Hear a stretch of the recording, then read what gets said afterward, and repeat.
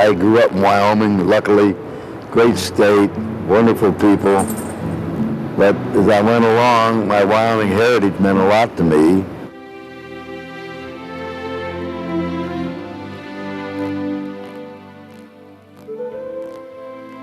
He's come down here to Miami. Firing. New York Jets are the world champions. They have upset the Baltimore Colts.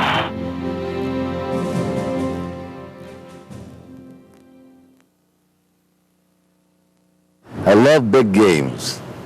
Games that meant national titles, World Series, championships. The bigger the game, the better I was on it to myself. So many people from this area grew up watching you, listening to you. How do you remember those early days with the Red Sox? The era between World War II and 1960, which was the quiet times in sports, and I wrote a book about that era. It was the best times. $125,000 a year was the top salary in baseball. Wow. You know what you're remembered for, though? Yeah. Hi, neighbor. Yeah. Havaganza. Well, I had to do that because they were the sponsors. But do you remember? Hi, neighbor. Havaganza.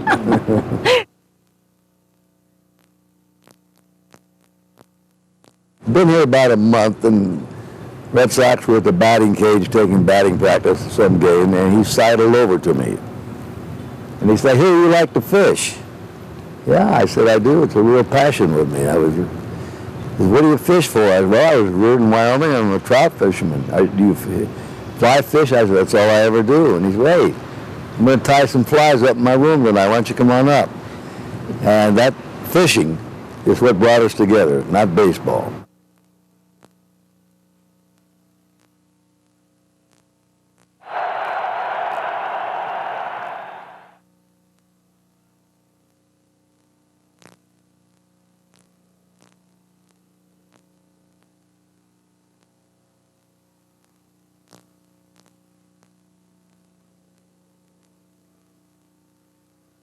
Into his windup. Here's the pitch.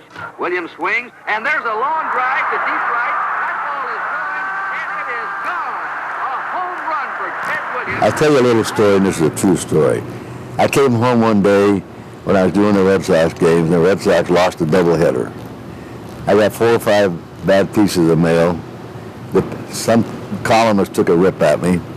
I wasn't in a very good mood. I came in, parked the car, went into the kitchen, got a bottle of beer out, set at the kitchen table. My wife said to me, "What's the matter with you?"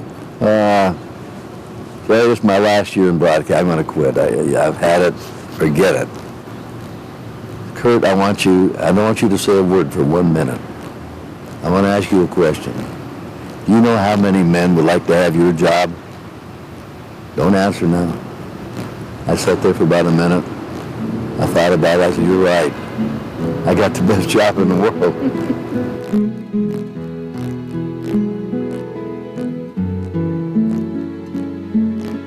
Well, Bob, getting to the big game is one thing, winning it is another. The road to the Super Bowl is a long one, and the Patriots didn't come all this way to lose. This is it. Make no mistake where you are. This is it. They touched down in Houston, embarking on a business trip that will change their lives forever. This is the Super Bowl, and the Patriots realize for a football player it doesn't get any bigger or better than this. What kind of scrapbook are you going to create this week? I really have no idea what I'm going to create. I just want to just have it. So, when all this is over, I can actually say, hey, I was there. It wasn't just a dream. This is Super Bowl number 3 for 6 Patriot players who have experienced both exhilaration and devastation. What they know better than anyone is come here and win, or don't show up at all. We want to come out here and win. Like I said, I've experienced losing. A lot of these guys haven't experienced a Super Bowl, haven't experienced a win or a loss, so it's really no pressure. But when you lose, I mean, that's a terrible feeling. The Panthers are the Patriots of 2 years ago, football's biggest surprise, who specialize in proving people wrong. You always got to believe when you start a season that, your team can do some good things. And I think I was able to come to a team that that was on the verge. Did we think the verge of the Super Bowl? I don't know, but that's what's so great about this league. When the season starts, every single team has a chance. The Patriots ride in on a 14-game win streak and the confidence that comes with it. Last time they were David. This time they're Goliath. 2 years ago, we were trying to prove something, and I think a 13, 14-point underdog 2 years ago. But the goal was the same, and it's the same this year. So, being a favorite under, I don't think Carolina cares much where they're at or where we're at. I think we've accomplished just as much as they have this year, and they've accomplished just as much as we have. You win the game, it makes you trip. I mean, it's just losing this to get to this point, not come away with a win is heartbreaking to say the least. I mean, there's like I've been saying, there truly is a fine line between winning and losing, and to maximize our experience, we got to win this game, and to really, for it to pay off all the work that's gone into this year. The same thing is going through their mind is going through ours. It's the biggest game of our lives, and we got to go out here and get this win. They don't come around too often, so we got to take advantage of it. So, I mean, I'm sure their mindset's not any different than ours.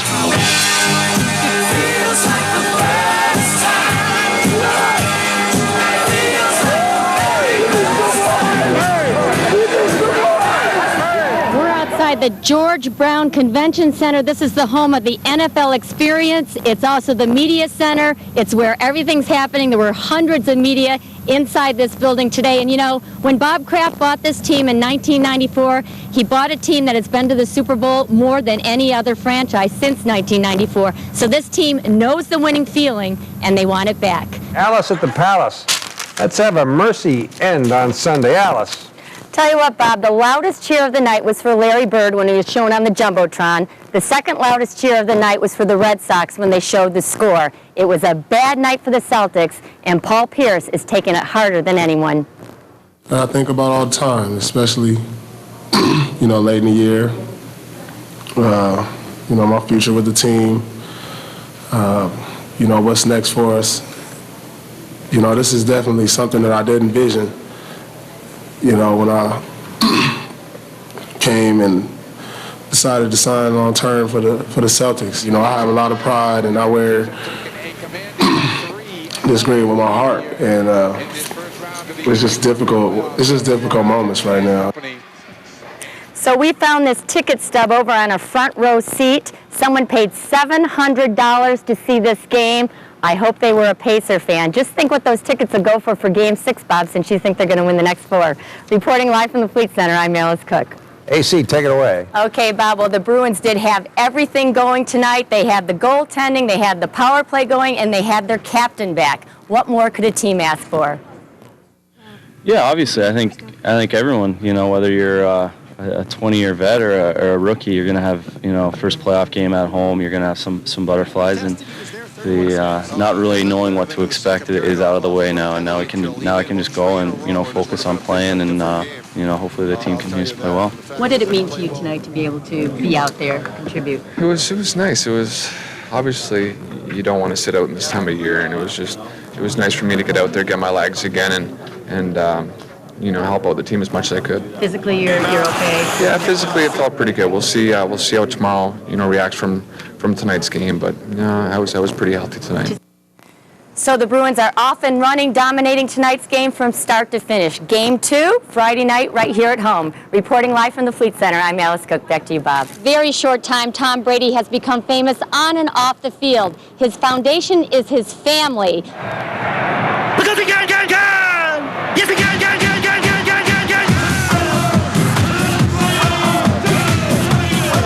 At the age of 26, Tom Brady is on the brink of becoming the youngest quarterback to win 2 Super Bowls.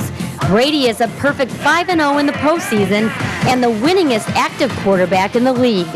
Tom Brady pump faked the slip screen left and then fired it into the end zone to Givens. He has talent, poise, and movie star looks. No wonder everyone wants a piece of Tom Brady. Wow.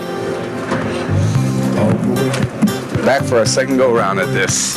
Here's a quarterback that was relaxed enough the first time around to take a nap before kickoff. I was very, very calm. I felt like I was prepared. I was very under control, and just took my pads off and laid down and woke up about 20 minutes later. 4 hours after that, he was the Super Bowl MVP with the world at his feet. What followed was an avalanche of attention. It's almost like somebody winning the lottery, and he's kind of won the lottery, and it kind of is an ongoing saga, and it will even probably get bigger if he wins on Sunday.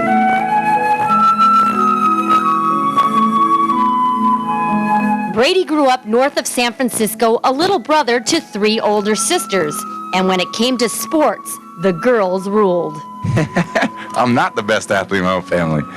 I got 3 sisters who were all great, all competitive, all played college athletics at a high level, and they were tough, all 3 of them. He kind of aspired to have them known as Tom's sisters rather than he be known as their sister's brother.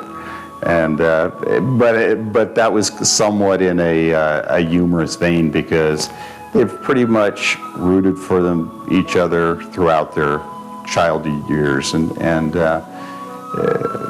while there's a healthy competition outside the house, there's also been a healthy competition inside the house. This isn't Ozzie and Harriet, I promise you. Brady's personality is a credit to his upbringing. From the media to his coaches to his teammates, he is respectful and courteous. His people skills are impeccable. That is a tough quality to find in today's NFL quarterbacks. There's about a third of them got no personality, and they do nothing for their team. He's a boss that makes people feel good. And when people feel good, they have a tendency to work better. And that's what Tom Brady does. It's Brady's calm demeanor that's made him Mr. Clutch. His boyhood hero was Joe Cool Montana, and Brady's following in his idol's footsteps. Walking in your footsteps. Walking in your footsteps. Tom has a sense and a calmness and be able to make the plays he needs to make and make the players around him a lot better. Since the 2002 Super Bowl, Tom Brady has gone from a relative nobody to a national celebrity. Sometimes his own family can't even believe what they're seeing. It's almost an outer body experience where you're looking at this kid and you're saying, you know, that's really kind of neat. And then you take it back home and you say, but my God, this is our kid. It's exactly, I think, what Bill Belichick wants. I mean, he wants a Phil Simms type clone. You know, a guy who is on the cusp of, you know, superstardom off the field, but doesn't seem to quite embrace it as much as I think we'd all like to think he should. With another Super Bowl win and another possible Super Bowl MVP, Brady's rising star will be brighter than ever. He'll join an exclusive club of the quarterback elite. I think he's already put himself in that position. I mean, you winning the Super Bowl obviously puts you on a different level. Feel bad for Danny Marino, who, I mean, he's got every record known to man, I think, in the NFL, and they all long for that Super Bowl win, and you know, so he's already there as far as I'm concerned. And on the eve of the big game, the California kid is relaxed and confident. We know what we're going to do, and I think we have a great feel for how they're going to try to attack us. And I think at this point, it's just the anxiety now starts to build toward game time and saying, okay, you know, all this stuff we've been learning, all this stuff we've been talking about, let's go see how it works. Let's go out there and try to get a win. He's the captain of the ship, and Houston, Tom Brady, is ready for liftoff. One of the Patriots coaches said this week that Tom Brady makes everyone feel like they're his best friend, and that's a great trait to have when you're leading a team. Back to you, Bob Lavelle. Come on! Can't handle it! He was last year's runner-up for the Cy Young Award, and in many ways, Pedro Martinez was second to none. It was a terrific season by anyone's standards, even if part of it was spent in Wonderland. You had an outstanding season last year, but was it the real Pedro? No, it was me, but it was a little different. It was something that I had that I didn't know I had. It was something I had to learn. But this year, I feel more like Pedro before. Right now, I actually feel more secure. Especially because I know now that I don't have to rely on just pure power. pure intensity to win a ball game. It was Pedro's hope that a contract extension could be worked out before opening day. And with first pitch less than 18 hours away, time's running out. No, there's no negotiating during the season. There's earning my money during the season. The money that they are paying me. Too much of a distraction. Too much of a distraction, and also my teammates don't deserve to have distractions just because of one single person like me.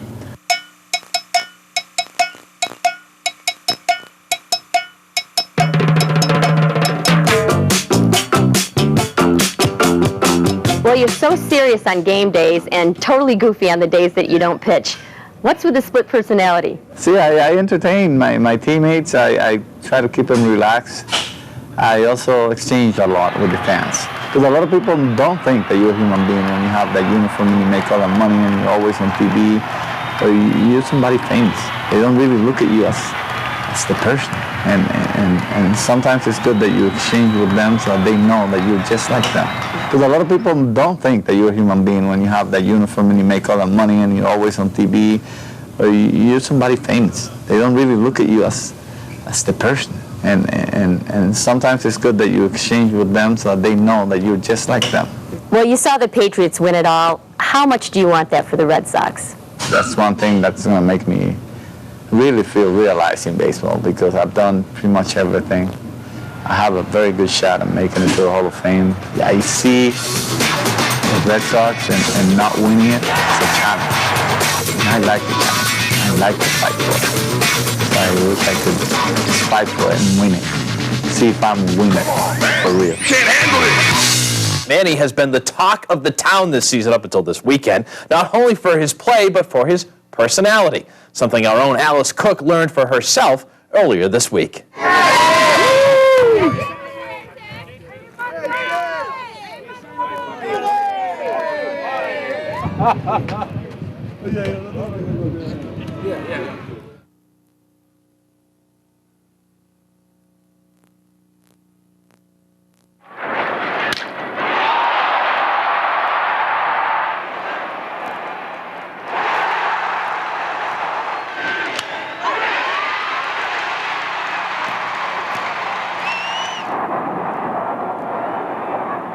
So tell me, how much did that trade talk bother you in the offseason?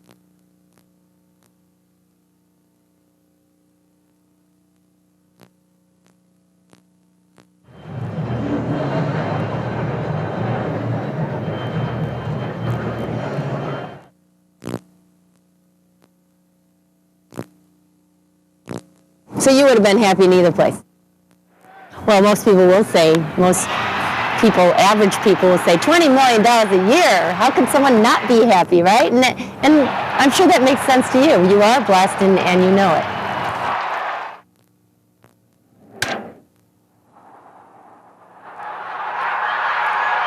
What does make you happy, Manny?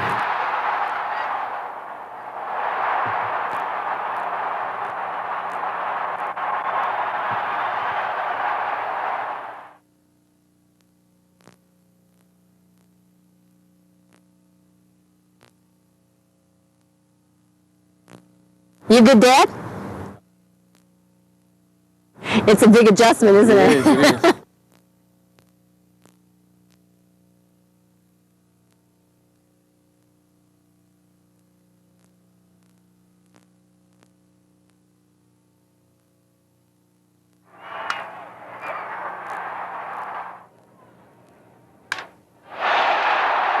What are you feeling at the plate right now?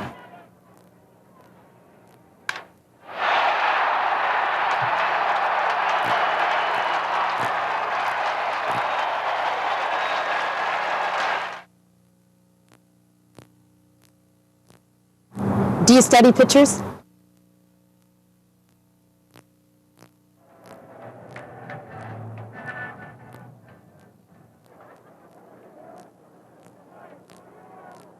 You used to be the hair guy. Now Johnny Damon's the hair guy. Are you a little envious of Johnny taking over the hair department?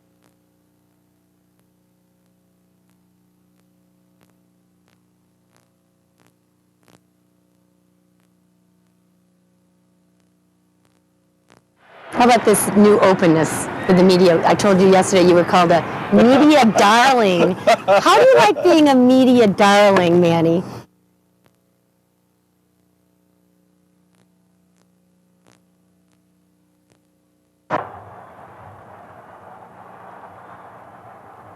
You know, English is not.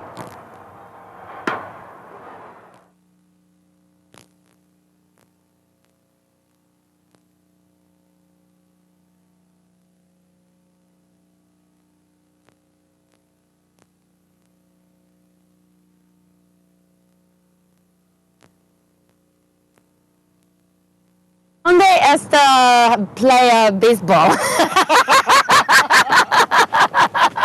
How do I say how? Do you have brothers and sisters? Yeah, I got 4 sisters. Okay, but how do I say that in Spanish? ¿Cuántas hermanas tú tienes? ¿Cuántas hermanas? ¿Cuántas hermanas Tú tienes. tú tienes? Ajá.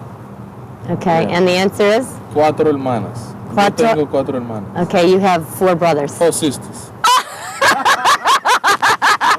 See? All right, bueno, Alice. Nice job.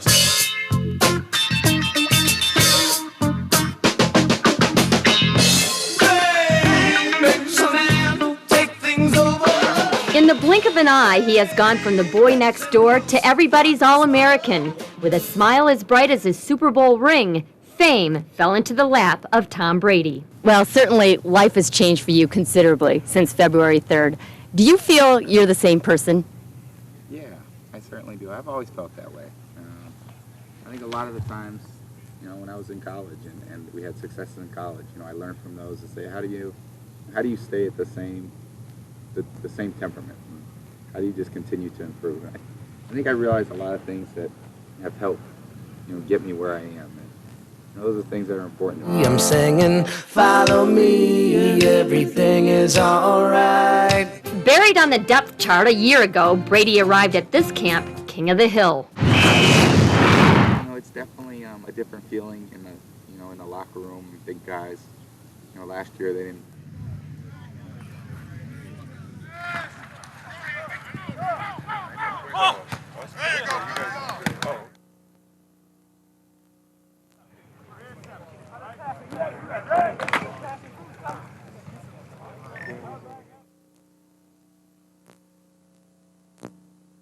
Last February, Tom Brady became the youngest quarterback ever to win a Super Bowl. Poised and confident, Brady led the Patriots on one of the most important drives in franchise history. But it's another drive, specifically one play and one call, that put the Patriots on the road to destiny. No winter storm would stop this team, neither would a rule book.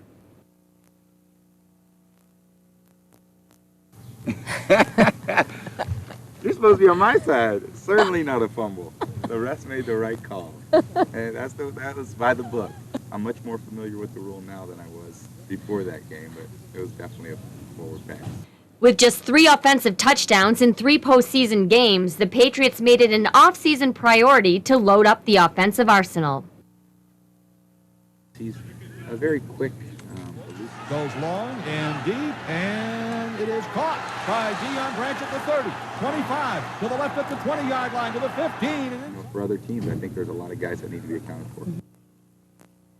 The new demands on his time are the price of his success, and the laid-back kid from California is feeling more and more at home in New England. I like the hat. I like the team. You know, I like the.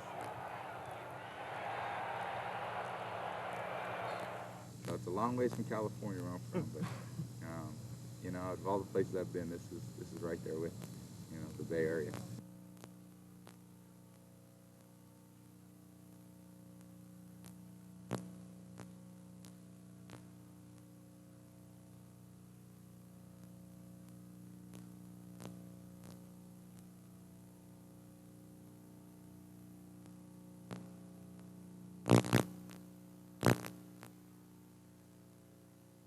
True to his teammates and loyal to the cause, Tom Brady is out to prove there's nothing wrong with being lucky and good.